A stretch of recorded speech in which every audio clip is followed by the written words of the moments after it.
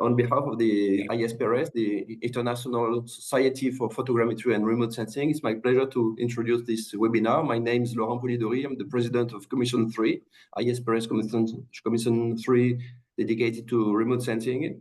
And this webinar is being organized in the frame of the working group 3-4, dedicated to land use land cover change detection by Patricia Mwangi, with the valuable support of the student consortium. So just a few words about the Commission 3. It's made of 12 working groups dedicated to the different topics on technologies and applications of remote sensing. So if you are not already a member, please join the working group. See in the website, in the ISPRS website, you will see the different working group dedicated to remote sensing. And just one more word about the symposium. All commissions, all scientific commissions of ISPRS are having their midterm symposium this year in 2024, and Commission 3 will have its symposium in about 3 weeks in Belém, Brazil, in beginning of November, together with the International SELPER Symposium, which is a Latin American symposium. So if you still have the possibility, please consider the possibility to join the symposium.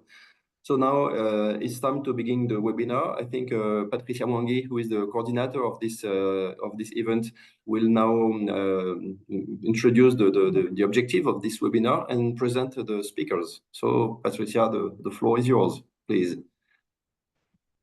Okay, thank you very much, Dr. Laurent. As you've heard, my name is Patricia. I'm the current lead for this working group. Mainly, the working group is on land use and land cover change detection.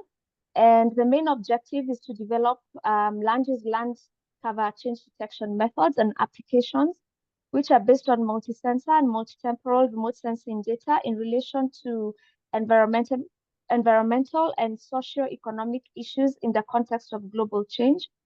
So this is the first of a series of presentations that we will be having. We'll have another one later on this month, a second one with the same objectives. And so I would like to introduce our speakers today. So we have Dr. Raab. Dr. Raab is currently an assistant professor of applied geoecology at the University of Hildesheim, Germany, where he focuses on nature conservation and the agriculture of smallholder farmers using remote sensing technologies. And today his presentation will be in the same area. Our second presenter is Dr. Mark Boitt. Dr. Mark Boitt is a senior lecturer and director at the Institute of Geomatics, GIS and Remote Sensing at the Dedan Kimathi University and a member of the Institution of Surveyors. And his main research is in the applications of geomatics, GIS and remote sensing techniques on land, water, and the environment. And that is the same area of presentation that he will have today. So I would like to welcome our first presenter, who is Dr. Mark Boitt, and his presentation will be on the use of high-resolution satellite imagery for identification, assessment, and quantification of various land use and land cover in Kenyan landscapes. So I would like to welcome Dr. Boitt to start us through with a webinar. And kindly you can post your questions on the group. Thank you. Thank you very much, Dr. Patricia Mwangi. I hope I am loud and clear, and thank you for the introduction. So I wish to share my screen, and then we can start it off. Yeah, so thank you for the invitation, and I'm happy to be presenting today in this webinar. As an introduction, I think I've been introduced already, and my focus today in my presentation is the use of high-resolution satellite imagery for identification, assessment, and quantification of various land use and land cover in Kenyan landscapes. I come from the Institute of Geomatics, GIS and Remote Sensing from Dedan Kimathi University of Technology. So in the overview of the contents I have today, we look at geomatics and GIS together with remote sensing. That is the key thing that we use as technologies. And then land use, land cover, what it is. We can maybe mention a little bit of that. We also have a look at Kenyan landscapes. This is actually my study area, so I focus very much in this region. And I now give some examples of land use land cover studies which I have actually participated and done in Kenya. So one is on the monitoring deforestation impact on the Great Rift Valley lakes in Kenya, of course. Hydrological impacts of a forest, which is called Mau Forest. Modeling soil heavy water metals, which is in Nairobi River. And then assessment of soil erosion, doing assessment in Kerio Valley, which is still actually a basin around the region of the Rift Valley. And then I also mentioned something on another project, which is hyperspectral mapping for agricultural studies. And this was in the southeast Kenya, Taita Hills. And lastly, I mentioned something on fish habitat mapping in the Lake Victoria region. And I give some concluding remarks. So in general, what I teach or what I train in the university is more into the geomatics, and this refers to the methods and technologies which are used to collect, distribute, store, analyze, and process the data. And this is geographic data. And this field encompasses the geodesy, GIS, which is geographic information systems, global position systems, hydrography mapping, photogrammetry, remote sensing, and survey. So ISPRS is actually in geomatics in this case. And we have a training in these research areas, as well as also, training and researching in these specific areas. My main focus is on the engineering surveying, photogrammetry, and remote sensing. That's what I majorly do. Of course, surveying, we do all these things in measurement using equipment, which is more of terrestrial, two-dimensional or three-dimensional measurement of points. It's surveying related.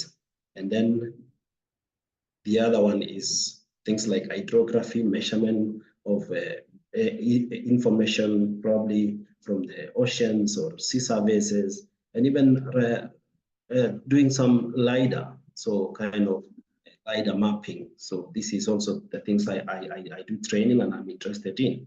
Sometimes they could be very sophisticated, but it really helps in acquiring and getting information that can be used to analyze, identify some things, and even quantify. Photogrammetry, on the other hand, is more or less a branch of surveying, but this I can call it the basic background of acquisition of data. But these are prepared from photographs which are taken from the ground or even air stations. So, but then photogrammetry is advancing nowadays, and so photos can be used to interpret or even provide information on geology, do even classification of soils, and even analyze crops. Currently, we have the unmanned aerial vehicles which are being utilized for this kind of analysis.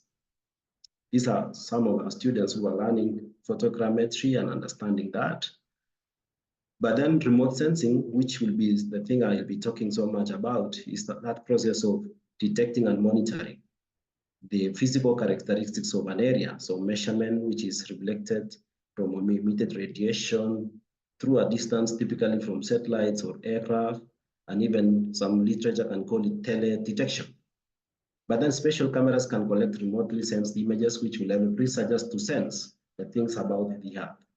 Of course, with some advantages, they provide data in large areas, provide data of very remote and inaccessible regions.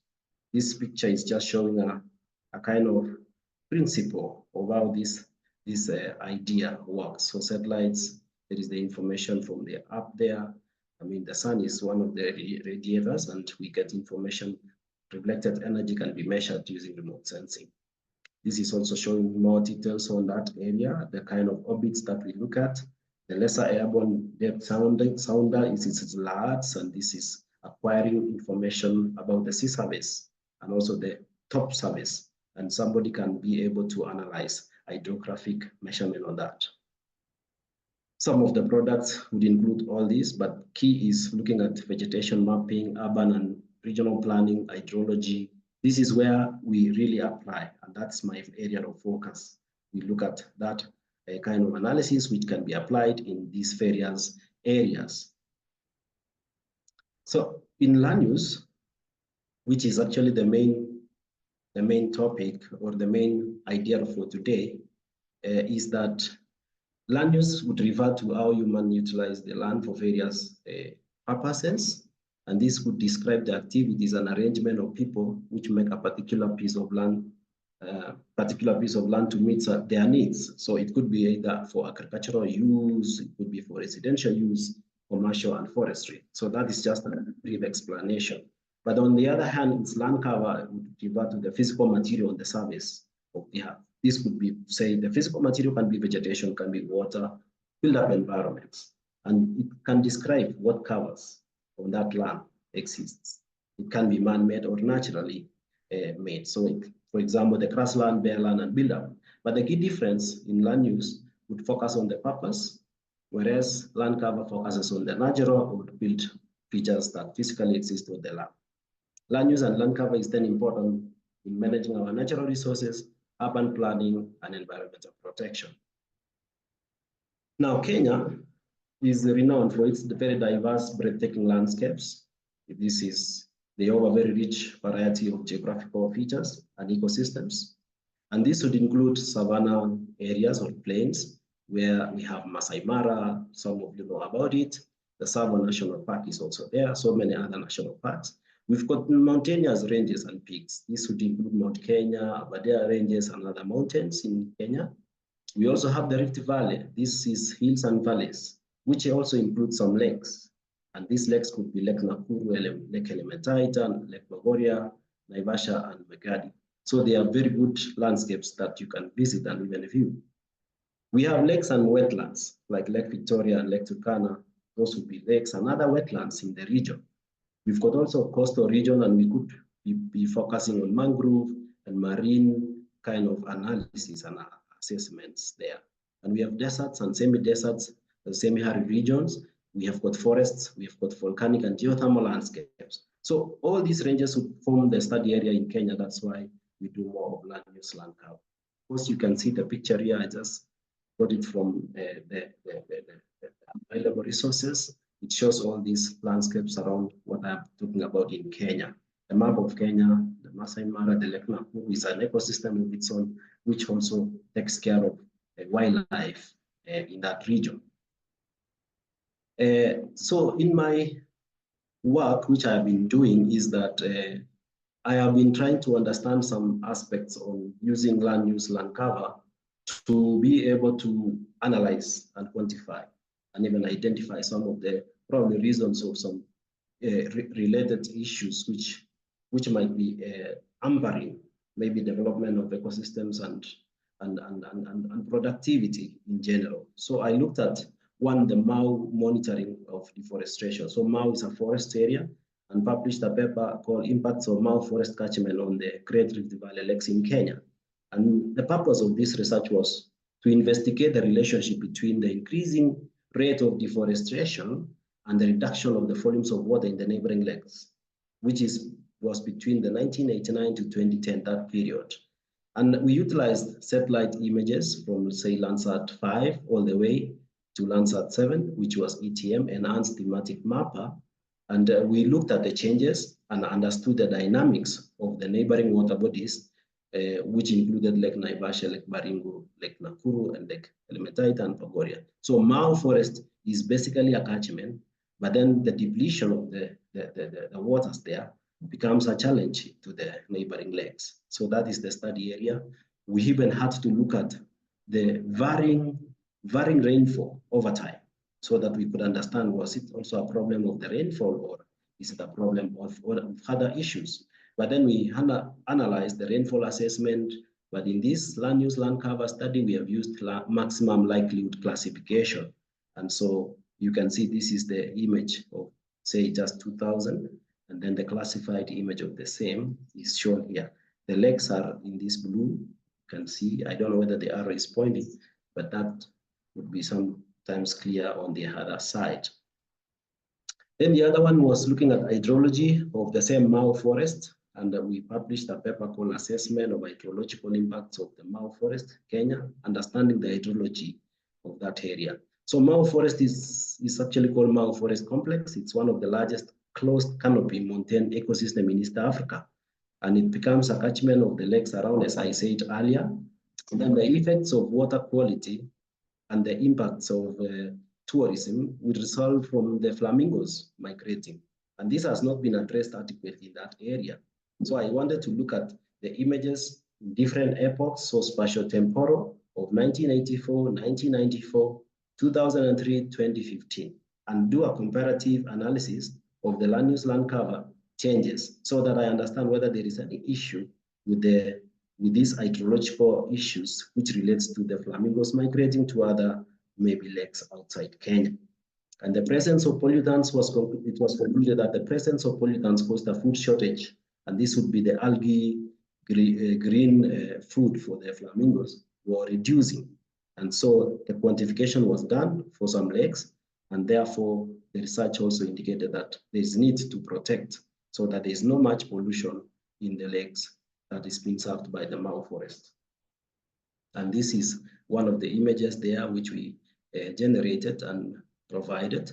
But then the quantification in terms of values, we looked at various land use land cover types, dense forest plantation, bare ground, cultivated landscapes, vegetation, trees and shrubs. And then we had even to quantify the totals, and we give the accuracies or percentage changes for various years from 84, 94, 2003, 2015. We utilize as well as classification, which is more full Gaussian maximum likelihood classification, and this was implemented for the 4 images. And then the products of the classification provided information about this Mau forest for that period. Then the other study is not so recent, but well, it is a good one to analyze on the water issues around Nairobi. So we wanted to model the spatial distribution of soil heavy metals, which we used the random forest model. And this is a case study of Nairobi River and also Thika River. So these are rivers within the city of Nairobi. And this study utilized 60 topsoil samples, which were 0 to 30 centimeters measurement. We used multispectral images from Sentinel-2, and then we generated spectral indices and then ancillary data on that to model the spatial distribution of these metals in the soils along the river.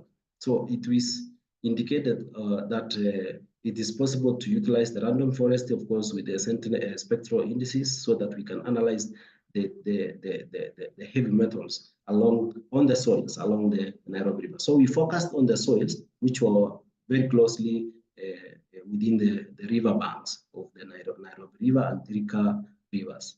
The model was generated using random forest package in R, and this generated very satisfactory results for the all elements. We looked at 3 elements, and this was zinc, lead, and cadmium, which we detected. And you can see the study area there, up there. This is the Nairobi region. The river is these 2 rivers, which show somehow a bit green and blue there. And so we were able to show the rivers are a bit tiny, but then the shrubs are showing a lot of agricultural activities happening along those rivers, so urban agriculture. So we predicted that the predictive map that we generated indicate that soils are too polluted to grow fruits, crops, and therefore they pose a risk to Nairobi residents, health risks notwithstanding. So the Water Resource Management Authority, this is an authority which deals with protecting the waters within actually our country, Kenya, do not give license to individuals so that they can abstract this kind of waters from the river. This is because of high pollution levels. So that was indicated in the paper. We also have another one which focused on soil erosion, assessment of soil erosion and climate variability on Kerio Valley Basin. This is the basin which is actually below the fault lines of the Great Rift Valley. So it's one of the area of study which I normally focus.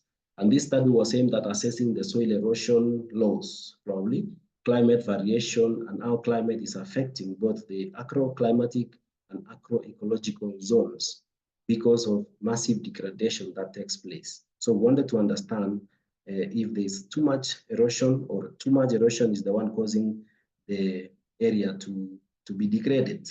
And the study integrated the use of GIS together with remote sensing to be able to assess the areas with very massive degradation and even quantify the amount of soil loss using revised universal soil loss equation. We call it RASO. So that is the study area. And this is just an image for 2018 and the other one for 2004. And just showing how it's been classified, but not showing everything actually for the period, because 2011 is not shown here. But then classification was done for the 3 epochs. This is 2004, 2011, and 2018, using Landsat Enhanced Thematic Mapper Plus. And then we have, due to excessive run of water, much of the topsoil was carried away, and thus ending up settling on the lake. There's one lake, we call it Lake Kamnarok, in that area, and this has caused silt deposition. In fact, currently, as we talk, I think the lake is almost depleting or diminishing because of the siltation. So because of water movement coming down, this was the, I think this was the only oxbow lake we have, the second oxbow lake we have in Africa. And this is almost diminishing. So we had, I was focusing on that kind of research to understand the soil erosion which goes there. And then the other one is the hyperspectral data to identify crops in a cultivated landscape. This is for agricultural studies. And this here we're talking about hyperspectral, so it's more of narrow bands. It employed this study or this kind of sensor called ISA-EGO, which is in the visible near infrared imagery, and it acquired spectral bands of 400 nanometers to 1000 nanometers with a spatial resolution of 0.6 meters. And the main objective was to analyze and study the crops or various crop species that can be distinguished from a cultivated population of crops in a given landscape.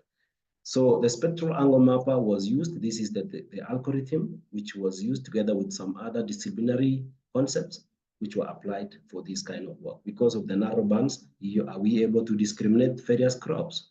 And you can see the study area in Taita Taveta County, which is in the southeastern part of Kenya.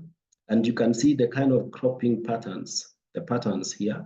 This is from the hyperspectral false color image. And out there, the output is now those various colors in a land use land cover. But in this way, we are utilizing the spectral signatures. This is to say we select individual training samples from the plots which we have selected.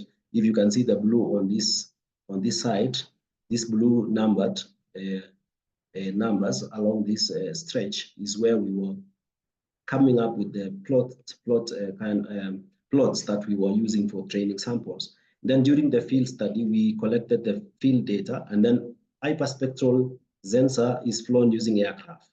And now, when we come to be able to discriminate this, we are generating a spectral signature library, which we will use it now to assess and classify, do a land use land cover basing on what we have generated. Like, for example, you can see avocado, banana, maize, mangoes, sugarcane, and even other trees.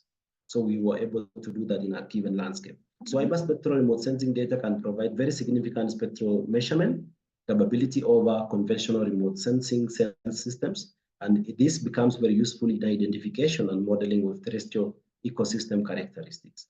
And we also realize that if you couple this with object-based approach, then instead of pixels, it could yield to more accurate results. And then the last one is looking at the fish habitat mapping in Lake Victoria. And this was identification and mapping of essential fish habitat using remote sensing and GIS on Lake Victoria. This is more of fisheries which are in Lake Victoria. They are always being threatened and they are declining in the terms of fish stocks and diversity. Environmental degradation is also causing a problem because of increased input of pollutants around the lake, industrial wastes and municipal wastes. Then there is also overfishing and use of unapproved fishing methods. We also have infestation by aquatic weeds, especially water hyacinth. This also has a problem with deoxygenation and reduction in quantity and quality of the water. Hence, fishermen there are facing a challenge. So we wanted to identify and map essential areas or fish habitat areas using remote sensing. So the study employed extraction of environmental variables from Landsat 8. So this is just extracting those variables, images for the study period, and we are using what we call suitability index derived from fishery data. That is combination of that. And this is the study area. This was the methodology we were offering. So we have ancillary data, fishery data. We combine with Landsat 8 imagery, we do image processing, and we extract chlorophyll A and the land surface temperature. This would be very good for habitat and analysis. And then we develop suitability index. We also have LST and chlorophyll A maps, and then we overlay them and we see the potential preference range in terms of suitability index, and then we overlay the LST and chlorophyll maps, and then we see the potential fishing zones from both cases.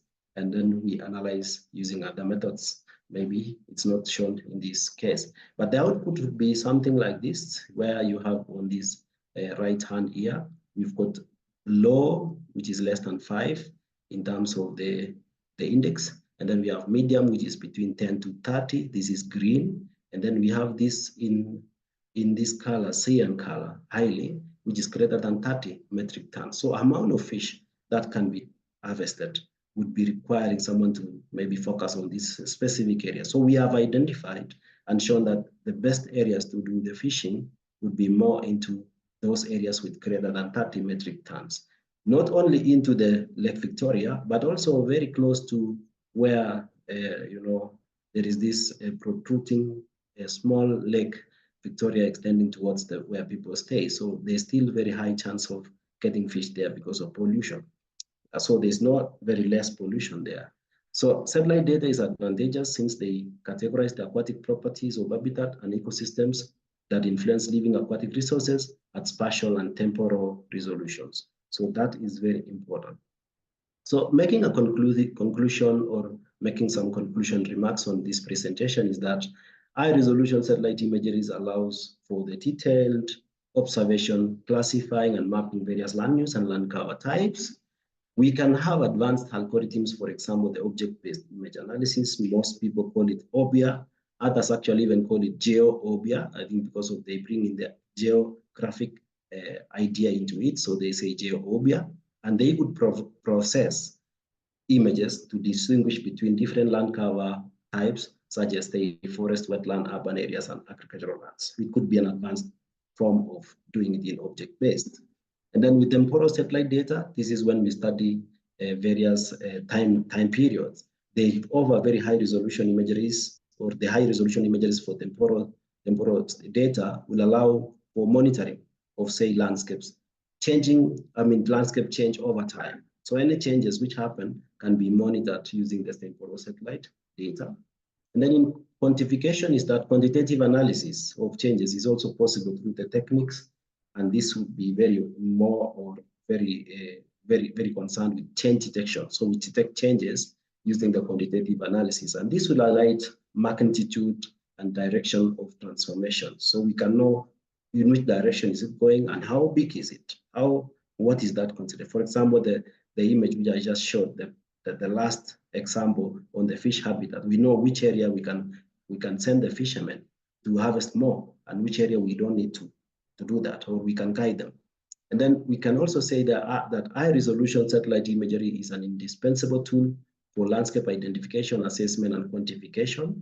So we know that high resolution satellite imagery is very good. Apart from, of course, very high, we also think that it's very good to give us some very good understanding of how or where and how we can access and quantify some phenomena. Its precision, accuracy, and multi-temporal capabilities, they make it very highly effective in various fields, ranging from environmental management, urban planning, and even disaster response. So satellite imagery can really help even in disaster management. With that, I would say thank you, and I hope I've spent less than 30 minutes, hopefully. Thank you very much for your attention. Okay. Thank you very much, Dr. Boitt, for that very interesting presentation. Kindly remember that if you have any questions, you can post them on the group. We have two questions, one of which I think we will answer at the end.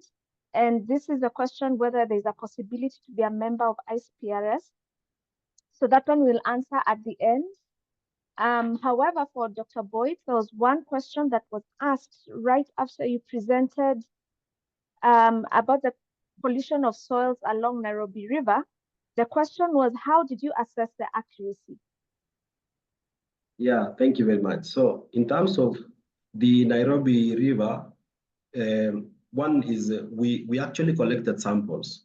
So we went to the field, and the accuracy of those samples, we did not use the handheld GPS, but we measured using actually the GPS, the real-time kinematic GPS. So we went with an equipment which was of about 1 millimeter accuracy. So the accuracy of the samples were collected using the field measurement. And at the same time, now we were using the high resolution satellite images, which was Sentinel. Sentinel is spatial resolution of 10 meters. So given that the river is also not so small, we are able to see that. And then now overlay the sample plots, the sample points, which we collected the soil samples. Of course, each and every sample we collected had a GPS, which was at 1 millimeter accuracy. Then we are able to overlay to this. So the accuracy was good. Thank you. Okay, thank you for that. So if you still have any question for Dr. Boitt, please put it in the chat. Will still be a session for him to answer any other question based on what he has presented. For now, we will move to the next presenter, who is Professor Rab. For those who joined in a bit late, Professor Rab is currently an assistant professor of applied geoecology at the University of Hildesheim, Germany, where he focuses on nature conservation and the agriculture of smallholder farmers using remote sensing technologies. And his presentation today is on crop classification in Pakistan using using multi-temporal Sentinel-1 and Sentinel-2 imagery. So welcome, Professor. Thank you very much for your kind introduction. And also thank you for the opportunity today to talk about work I did in 2022 and still continue working on it.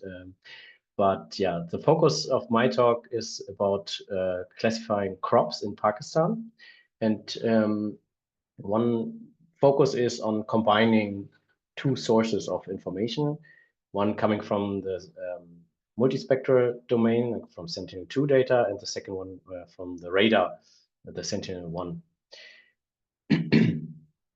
And this work was done as part of a project called Transact. It's a junior research group which is still ongoing research. They are in the final stage of finalizing the project.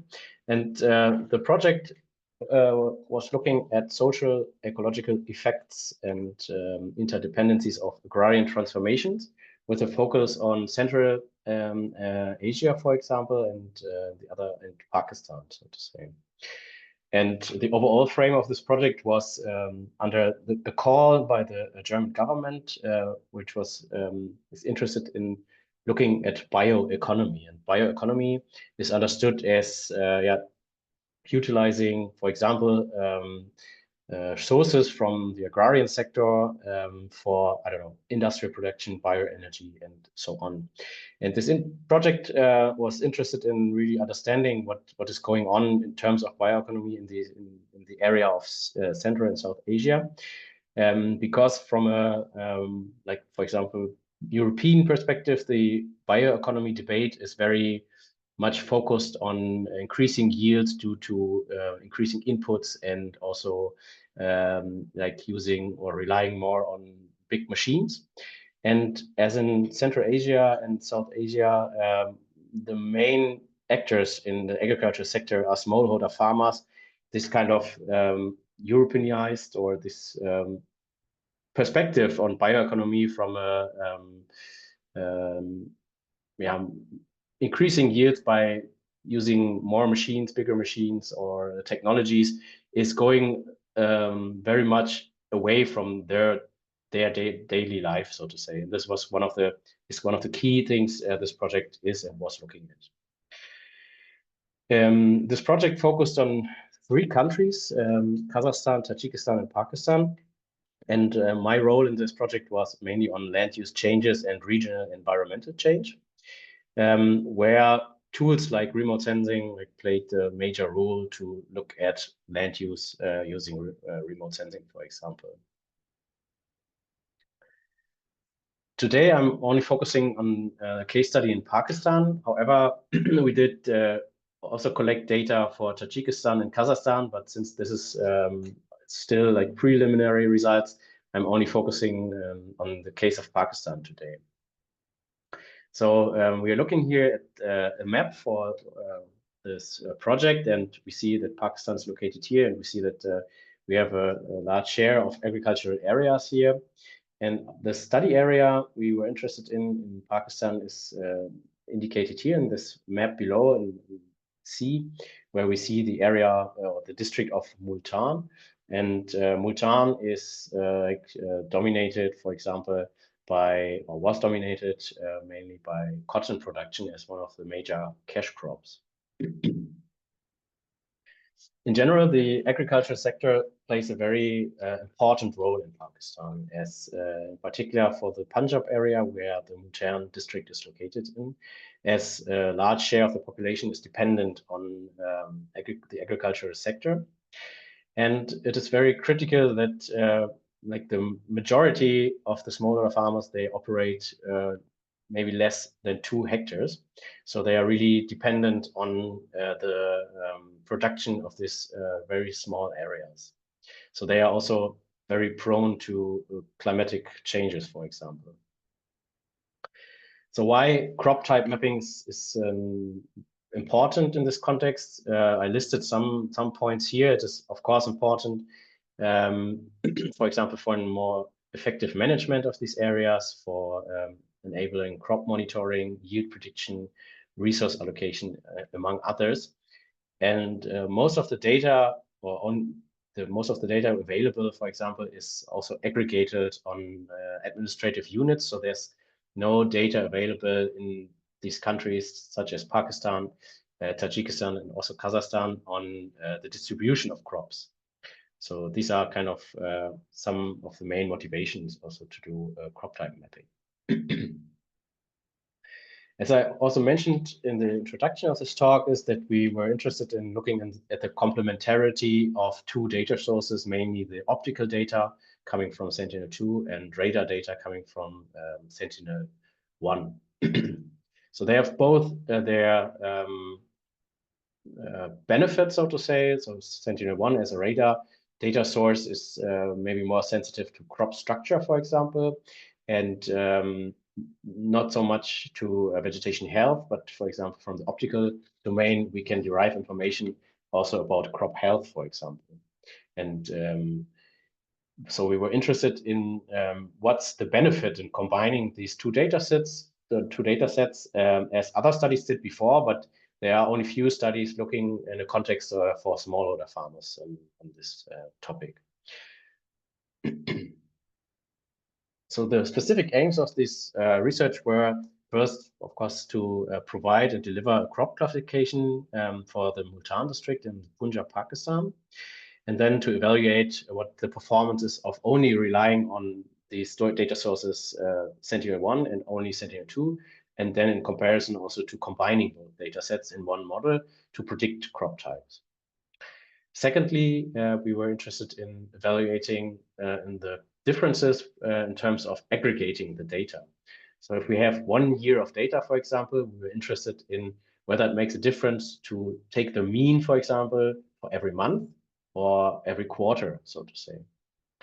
And lastly, the last point we covered in the study is whether it makes a difference if we use all data available or apply a feature selection so that we can only use a subset of all the data available to increase, for example, the performance of our predictive model. Now let's take a look at the crop calendar for the region we are interested in. So the Punjab area is mainly having 2 seasons. It's a Kharif season. This is the season also we collected data for, and which will be covered in this talk. The other season is the Rabi season, so it's kind of a summer and winter season. But what we have is that we have all year long production going. In the Kharif season, the major cash crop is of course cotton. So it is a very important crop for a lot of farmers. We have other crops such as wheat, maize, rice, sugarcane for producing sugar mainly, and also vegetables and others. So in 2022, we went to Pakistan and also the other countries, Tajikistan and Kazakhstan, and did a field campaign. So what we did was we used an app for our smartphones. It's called QField, and it's very nicely working in synergy with QGIS. This is I found very handy in doing field work. For example, field work like this for crop type mapping, where it is not so important that you get a very precise GPS measurement. It's more about identifying a field and what crop is growing in the field. So we first went to Multan, having a very nicely prepared semi-randomized sampling strategy. But after 2 days, we realized that we will not be able to cover the entire area of Multan within a 2 or 3 weeks period, because there were a lot of logistical constraints. A lot of roads were blocked. A lot of roads had very bad conditions. So we shifted our strategy and focused only on primary and secondary roads in a similar way as a roadside selection here produced by Waldner et al. So we focused only on these primary roads mainly and some secondary roads, and introduced a spatial constraint of 50 meters left and right of the roads. And within these constraints, we used a randomized sampling. And in the end, we collected 262 locations or fields where we got reference information from. So we have, for example, 90 fields of cotton and so on. So this is our field data we now then used to relate to our spectra and radar measurements to predict the crop types.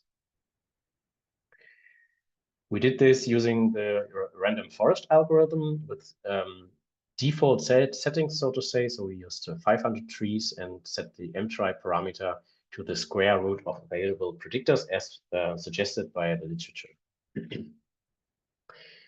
The study was relying on Google Earth Engine for aggregating the data, because we used data for one season. It was a lot of data, and in particular for the radar processing, it was very helpful to rely on the Google Earth Engine for that.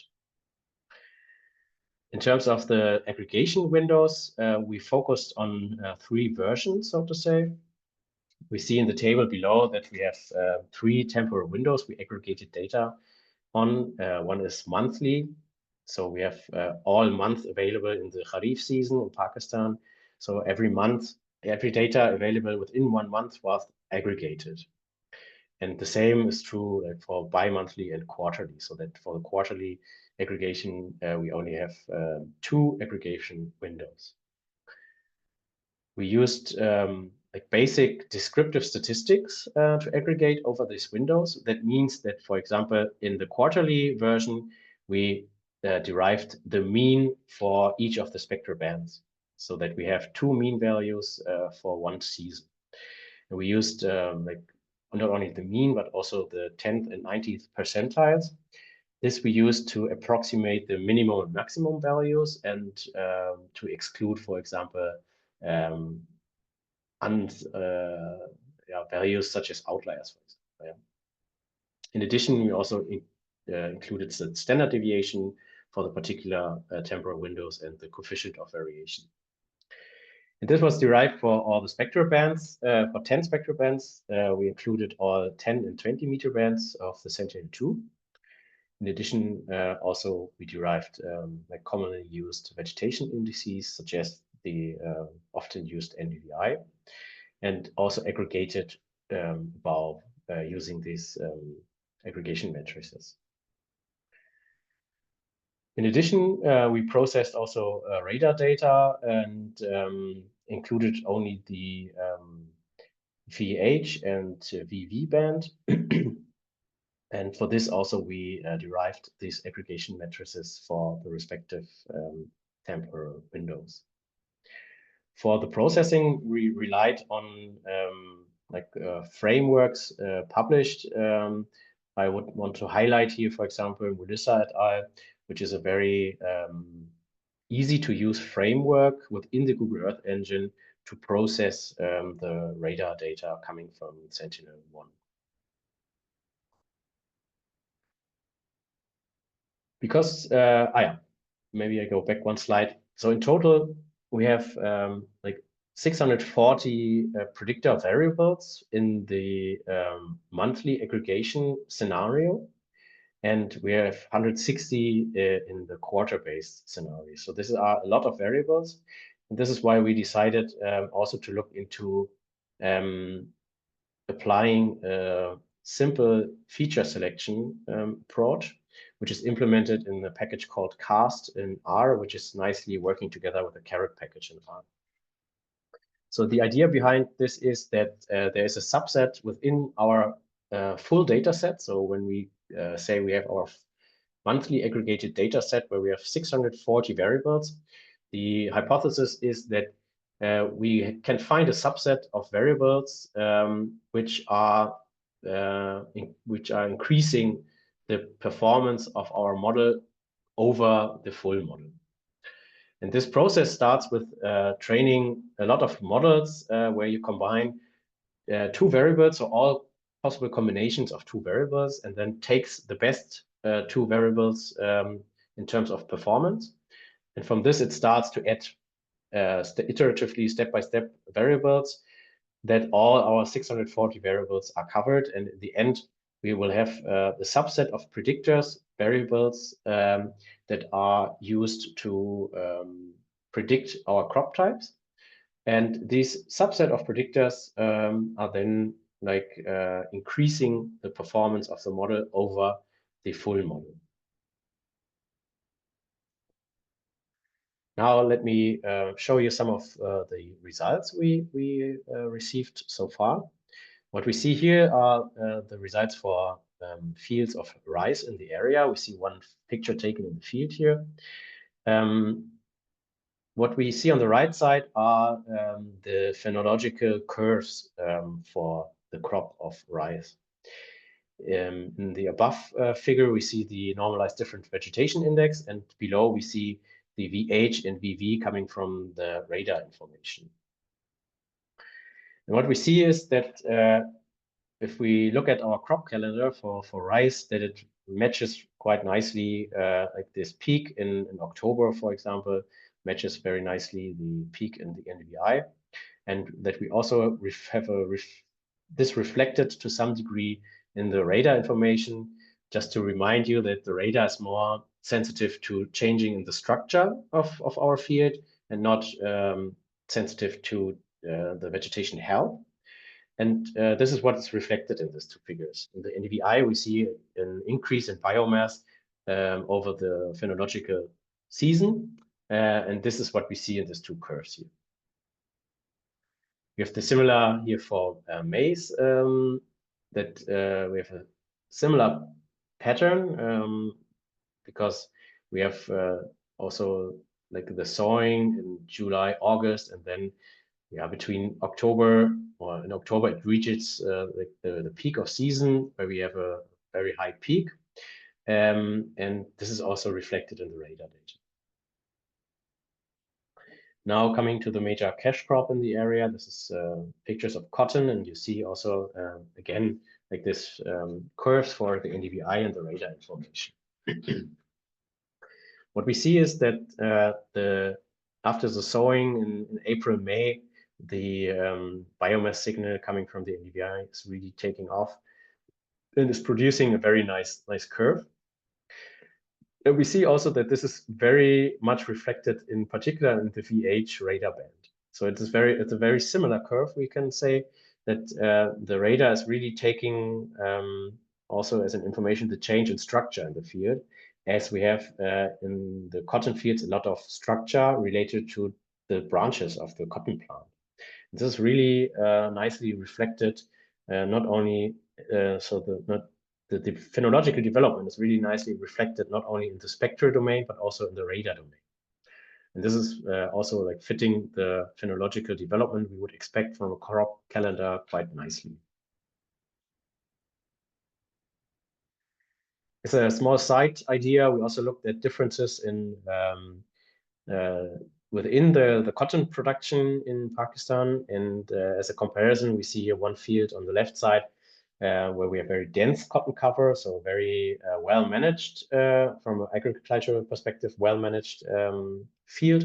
And then on the other side, on the right side, the field where we have a very sparse cotton cover, and we have a lot of coverage of grassland, for example, within this field.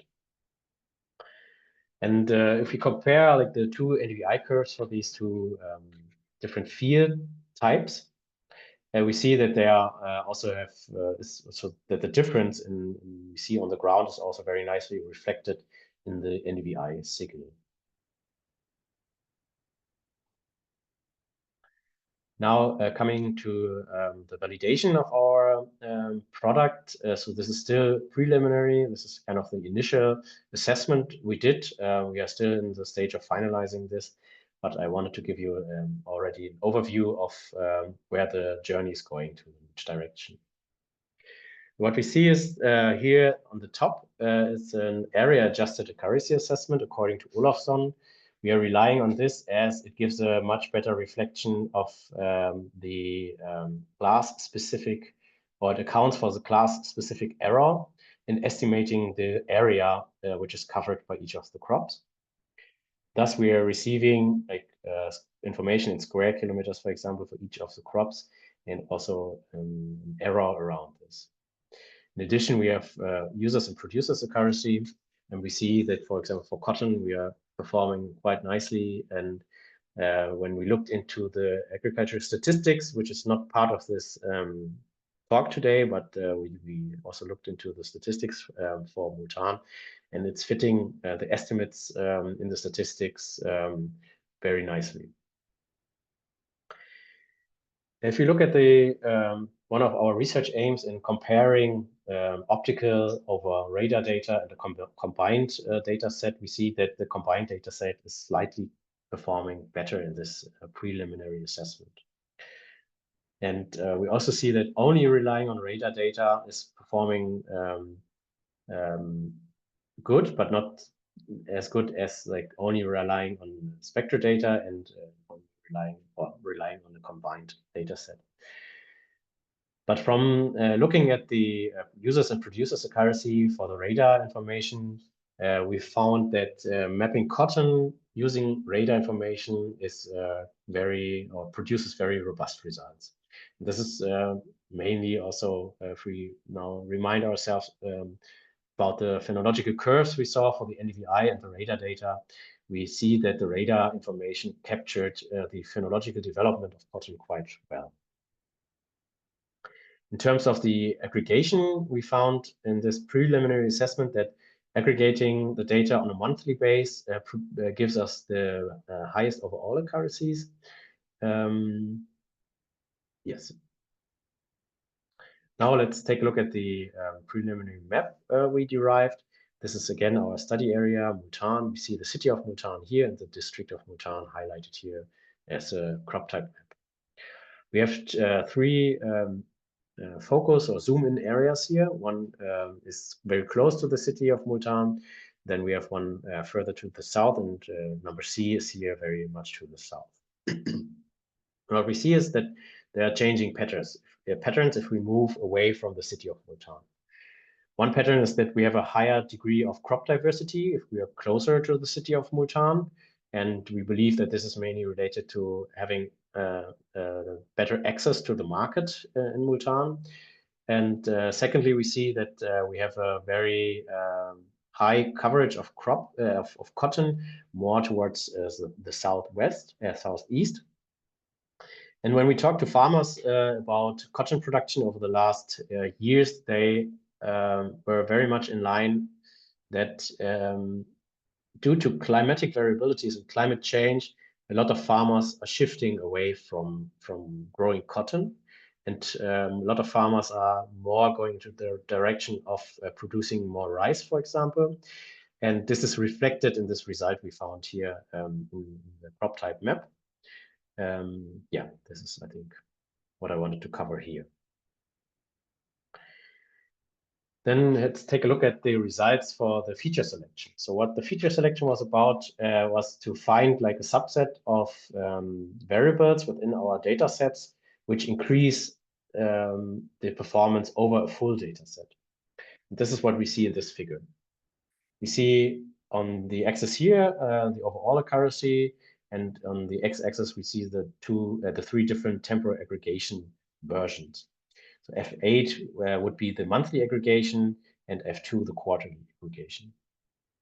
On the left part, we see all data together. So the full data set on the right side, the variable selection process, or in the sensors Sentinel-1, so radar, Sentinel-2, optical, and the combined data set. And what we see is that for the radar data, the feature selection did not increase the performance so much. However, for the optical data and the combined data set, the increase in performance when a feature selection is used is very pronounced. So we have a higher overall accuracy consistently when we employ a feature selection compared to the full data set. Now I want to finalize my talk with some discussion points and take-home messages. So I think that our field data selection strategy is, of course, not ideal to reflect the entire variability we have among such a large area. But considering the temporal or the time constraints we had, we still received, I think, a good field data set. And when we compare, this is not part of the talk, but when I compare the results of Pakistan case study to Tajikistan and Kazakhstan, the case studies in Tajikistan and Kazakhstan, the performance is better. So there we are reaching over 90%. And there we relied on a purely randomized sampling along all available roads. Thus, I believe that our approach here in Pakistan is doable, but it reflects that we were not able to capture the entire variability we have on the ground. In addition, I want to highlight that we found that radar data might be very okay and very sufficient to map cotton. This is this argument is coming from the phenological curve we saw earlier when we compared the NDVI to the VH radar measurement. In addition, we found that the combined data set combining Sentinel-2 and Sentinel-1 performs best, but the increase in combining them or compared to a Sentinel-2 purely based Sentinel-2 data set is very small. In addition, we found that aggregating the data on a monthly base showed very consistently the highest overall accuracies, and I believe that this is related to the phenological development. So aggregating on a monthly base captures much better the growing stages of the crops compared to quarterly based aggregation, for example. In contrast to other studies, we found that the feature selection is increasing the overall accuracy considerably. And even though the random forest algorithm is known to be very much robust against high dimensional data sets, we found that it makes sense to perform a feature selection. At least this is also a consistent result when we look at all the three case study areas. And now for a future outlook, this is like part of mapping the status quo, and the future research we would like to look into is to use the status quo information we found now to also go back in time to see the changes or to make these changes I talked about related to cotton, to make them visible using remote sensing data. So we are actually at the moment working on using historic Sentinel data and Landsat data to map historic cotton extents to make this shift from cotton away to a more diversified agricultural production visible. And with this, I would like to thank you for your attention, and I'll give you the references here. And yeah, I'm very much open for questions, and thank you for your attention again. Thank you very much, Professor Rab, for such a very interesting presentation. There are some questions. Kindly type in your questions on the chat and we'll be able to answer them. A question has been asked about whether there will be a recording of this webinar. Yes, it's been recorded, and the webinar will be posted on the YouTube channel of ISPRS Student Consortium. So you'll find the recording there for this entire presentation. So there are some questions that have been asked. And one question is, when you are speaking, there's a clarification that was needed on whether you meant PBIA or OBIA. You're referring to pixel-based classification or object-based? But it's purely pixel-based classification, because like when we look at the resolution of Sentinel, it is not so, or it's very tricky to derive objects for these small field sizes. I think this is kind of also ongoing research, and this is not so straightforward. And this is why we relied on pixel-based classification in this case study. Okay, that is good. I have another question. Is what spectral indices or features, for example, I feel like projecting them, but let me just pick what spectral indices or features, for example, NDVI, EVI, were used in your classification process, and how did they contribute to the classification accuracy? Yeah, so what I did not show is the variables finally selected by the feature selection. I don't know them exactly. I need to look them up, but we ended up having between 8 and 13 variables only coming from like from the 640 or 160 variables. But I would need to look up what specific variable and from what time of the year these variables are coming from. This is not shown here in this talk, but we started with the spectral measurements, like only the bands, and included NDVI and WI, EVI, and ZAVI. Okay. The other question is, what were the main challenges you faced during the crop classification process, and how did you overcome them? Yeah, well, I think one of the biggest challenge I already talked about was the field data collection on the ground. That the accessibility is sometimes very limited by car, and this is it's a trade-off of how much area can I cover and what time. I think that was one of the biggest challenges, and we reacted in changing our strategy in sampling. And thus we were able to finalize collecting the data. But as I also mentioned, is that thus or by restricting our sampling to primary and secondary roads, we also were not able to capture the entire variability, because we have a bias in the data, because we only have data coming from primary, secondary road fields in a 50-meter buffer. So we are not getting the spectral measurements from fields more far away from this primary and secondary roads. So we introduced a bias ourselves in this collecting the data. And I think this was one of the biggest challenges. Yeah. Okay. Another question is, how did you account for seasonal variability in crop growth when analyzing your remote sensing data? Yeah, since we are only looking at one season here, the Kharif season, we do not have to account for variability because we are not looking at different time steps yet. This is will be future work, which I mentioned before, that we would like to go back in time and looking at the changes of crop cover, cotton cover in the future. And this is like ongoing work at the moment. There we are not sure yet how to account for variability within or between different years. Yeah. Okay.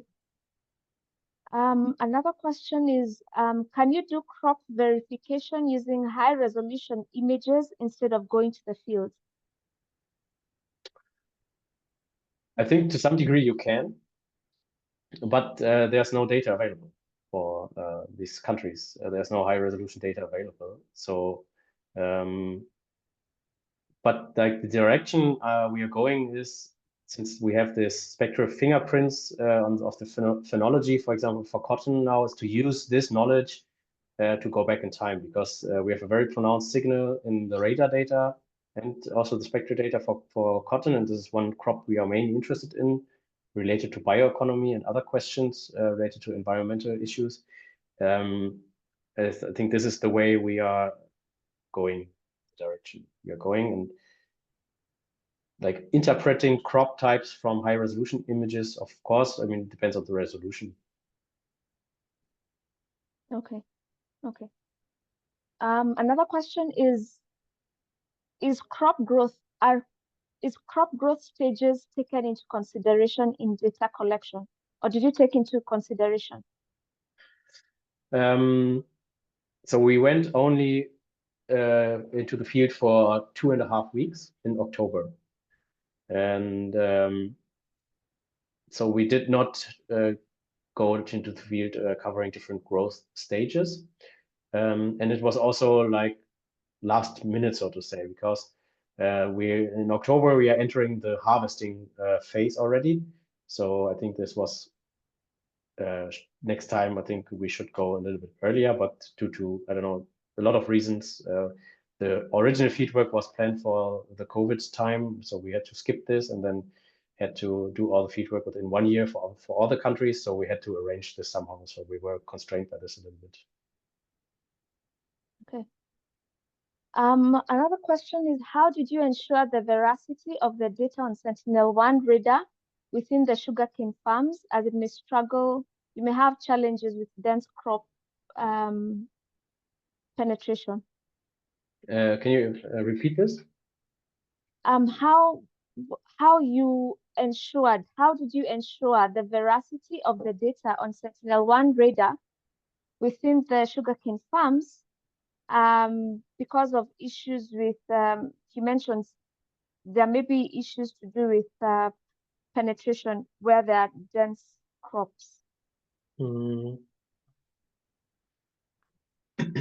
Yeah, I think this is goes into the direction why it makes sense to combine Sentinel-2 and Sentinel-1, maybe.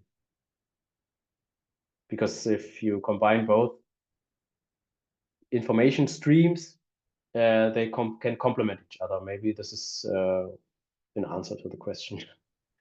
Okay, okay.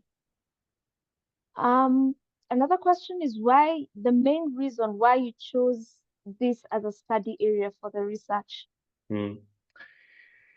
So one reason is that it is kind of in Pakistan, this area Multan was known to be one of the large production areas for cotton, and we have within this project we had this very intensive field studies where a lot of empirical studies and participatory work was done on the ground, and this happened like within this district, and this is why we also wanted to have a bigger picture on these changes. So we collected a lot of data from interviews from farmers, and this is kind of a second data source to verify also the information we collected on empirical studies on the ground. Okay. I can see questions are coming in. One question is whether you can comment on cheaper ways to verify classification instead of going to the field, and also how effective Google Earth satellite images are in verification. Yeah, again, I mean, it depends on the resolution and the time of the year you're covering. And I think you need also be trained to do that. For example, for me, it was a wonderful experience to go into the field in Pakistan, Tajikistan, and Kazakhstan to know the environmental context. I think just from judging an environment from remote sensing data without ever being there is very challenging. Okay.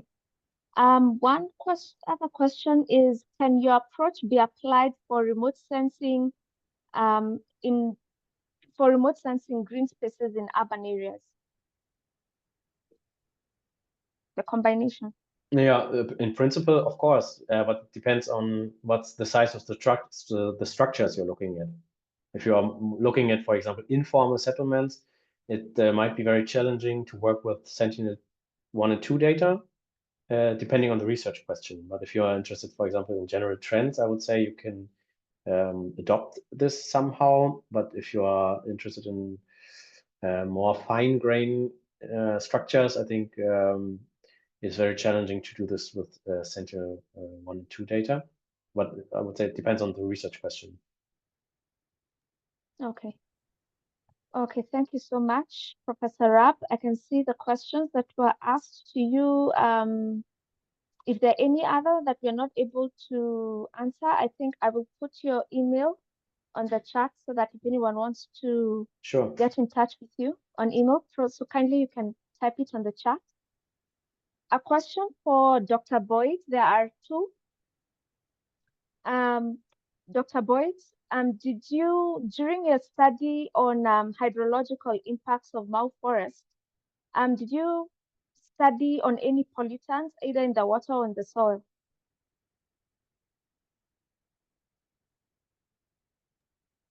Yeah, thank you for the question. Basically, our hydrology was more of the water which is flowing to the rivers. So we were more of assessing whether there's increase in the water level or reducing. At the same time, also looking at the river widths throughout the channel, because the catchment area is a bit far, more than even 20 to 50 kilometers away. So that study did not really focus on the spatial component of the contents of the waters which we were looking at. But of course, with the questions that we administered some questionnaires, then the local people there, including the fishermen, also gave their input into the study. So we did not quantify into detail on the contents of the water quality, but we looked at the movement of the water along the rivers and also looking at the catchment situation. Okay. One more question is whether, could you comment, Dr. Boitt, whether there are any technologies that can help map fish ponds? Sorry, the last part. Whether there are any technologies that can help map fish ponds? The fish pond areas? Yes. Yeah, mashed fish pond, okay. The problem is the spatial extent of the fish pond areas. And the current technologies which are available could be, we could use the hyperspectral sensors which are carried utilizing the unmanned aerial vehicles, so that we are able to acquire less pixels within that small area. But utilizing, say, high resolution satellite images might be able to give you details, but then you may not be able to analyze the size of the fish ponds. I did this work sometimes utilizing the hyperspectral sensor. However, the hyperspectral sensor we were utilizing was more of vegetation analysis. So if we can use similar technology, you can just fly using the UAVs and carry the sensor, which can be hyperspectral within the ranges where you can analyze water contents. Then you are able to analyze the mashed fish pond areas, and you can be able to utilize that. And of course, coupled with some field data verification, that is very important to go to the field. Yeah. Okay. Thank you very much. There was a question that was asked about being a member. of ISPRS. The ISPRS Student Consortium President has put in links. So for those who would like to be members of ISPRS, it's individual membership and it's free. And you can apply by filling in a membership form, and it's on the website. Links have been put there. And if you're a student and a young professional before 35 years old, you can also apply for free to be a member of ISPRS Student Consortium. And with this, I'd like to bring the webinar to a close. And I would like to probably request if Dr. Laurent, who is the president of the Technical Commission 3, probably if he has any closing remarks. But from the working group 4 of land use and land cover, I would like to thank you all. Sorry, I can see a hand has been raised by Boitt Echesa.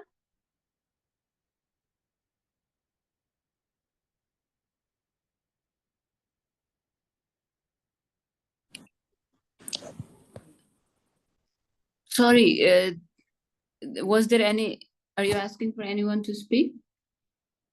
I saw a hand lifted. So probably if they're not able to speak, they can type in the question on the chat. I can, if the person wants to speak, I can allow to talk. The person should be able to speak now. Yes. Kevin, kindly proceed if you have a question. Yeah.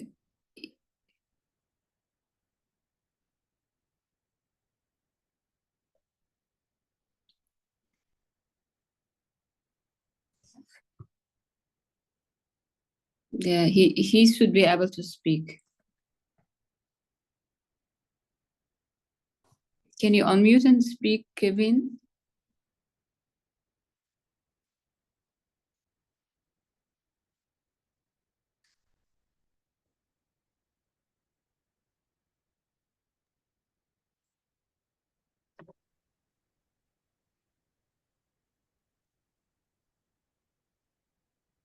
Can you write if you want to ask something? Otherwise, from our side, you should be able to speak.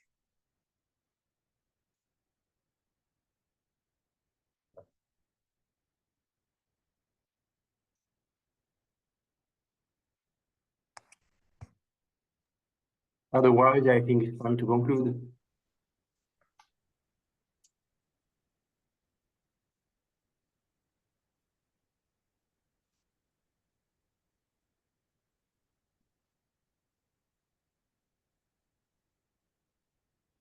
Because I've even made him a panelist,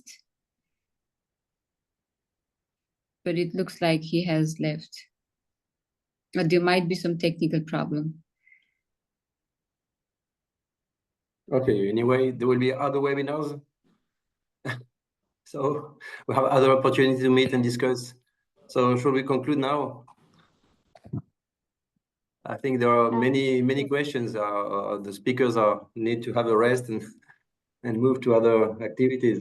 So maybe time to say thank you. Thank you to Patricia for this very successful webinar. They were very interesting. Many people attending.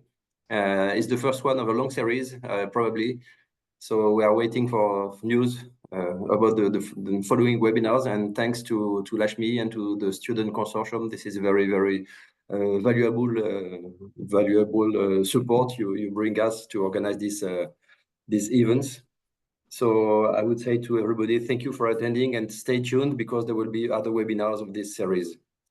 So thank you and have a good afternoon if it's afternoon for you, or a good day if it's morning. Thank you, everyone. Thank you. Thanks a lot. So should I end it now? Bye. Okay, then bye. Thank you, everyone. Bye-bye.